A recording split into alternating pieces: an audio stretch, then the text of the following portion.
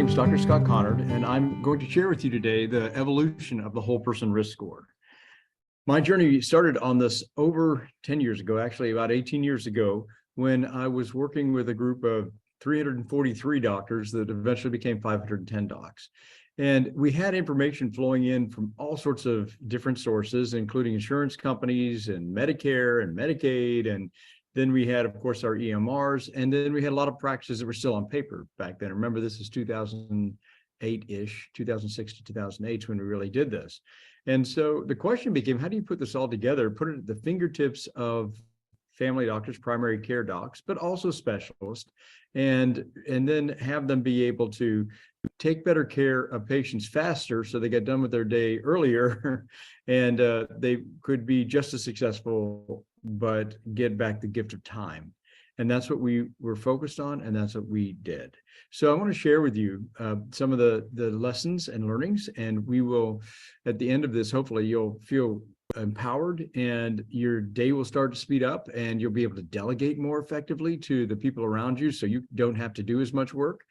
And at the end of the day, you'll also be able to take better care of patients. So I founded a company called Converging Health, and it is really the term converging is because we've got all these different sources of data, all these different forces in medicine coming together to change the way we practice. So the thing that you see out there is that without data, we're blind. And without data, we're slower. I mean, if someone walks in and says, hi, I'm a very sick person with multiple medical conditions on multiple medicines, you're like, oh my gosh, okay, well, let's start from the beginning. When did it start? Whereas if they walk in and you just get a summary of what they've done for the last, say, 3 to 5 years, you can go much more quickly and you'll have a much better idea because the person, it didn't go to medical school or residency. They don't understand the terminology. And so as a result, they're not going to be as quick to communicate to you as you can get just from seeing the data. Now, there are all these different systems that are out there in the marketplace. I've worked with all of the ones that you see on the screen today, and they're wonderful and magnificent in their own right, but they're limited and incomplete when you try to put them together. I mean, knowing the most common diagnoses, expensive diagnoses, how many times a group of people, a population, or even an individual has gone to a doctor or had a procedure, looking at the inpatient preventable potentially diagnosis, again, could be helpful. But as a primary care provider or a specialist provider, these are not things that we necessarily want to spend a lot of time looking at reports on our practice on. It can be very frustrating. You know, gaps in care for wellness, gaps in care for different medical conditions are important. But when you have a protocol, you don't need a doctor to execute a protocol. If it says, if the person has this, then get this done on them and make sure they don't have this, this, and this, then a nurse can do that or a medical assistant can do that just as well. Now, it takes the doctor at the end of the visit or the end of the kind of the ordering period to say, yes, that's appropriate for this patient. But actually doing the mechanical part of looking it up and putting it in the chart is not something that a doctor needs to be spending their time on. We also have a lot of very cool, a very cool AI that's coming in, and it's neat to know how often people could potentially have a challenge and be able to see things that we may be distracted with. I'll never forget, I was in we had a patient visit, and they had sinusitis, and I walked in, it was a busy day, I was running behind.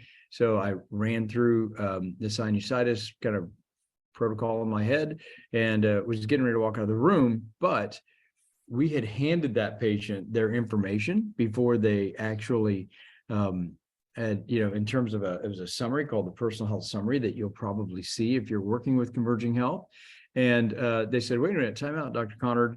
I wanted to ask you, this says that, you know, I have a significant chance of having a heart attack and I need to get a physical and I need to get my cholesterol checked and I need to, you know, blah, blah, blah. And it was right there in paper under the protocol recommendations. And my MA had actually entered it in, returned to clinic for annual physical. And the patient just wanted my reassurance that that was the right thing to do. And I said, yes, absolutely. I apologize for going too fast. Let's get that all set up. Let's have you get your blood work before you come back in, and then we can really take care of you when you come in. So there's a lot of cool AI, a lot of cool analytics that are becoming available. The question is, how does everybody work at the top of their license and nobody do anything that somebody with less experience or expense can do just as well as them. And that's really the system I'm getting ready to show you. So individual things being put out there, but without the integration into the whole person, slows down how quickly we can operate as physicians. So understanding, all the stuff that we do is particularly primary care doctors, but again, specialists do these all things also. The kind of the who the person is socially, emotionally, financially, their mindset, what resources, whether their insurance, how good their insurance is, and if they're an employee of a company, what their benefits are and what they have access to. And then does the person feel like what they're doing will make a difference or not? And are they motivated to do things? And of course, we know that the healthcare system is incredibly complex, and navigating people through it is a full-time job. Doing that 20 to 30 times a day is an impossibility. So we've got to learn and figure out how to hand things off more effectively.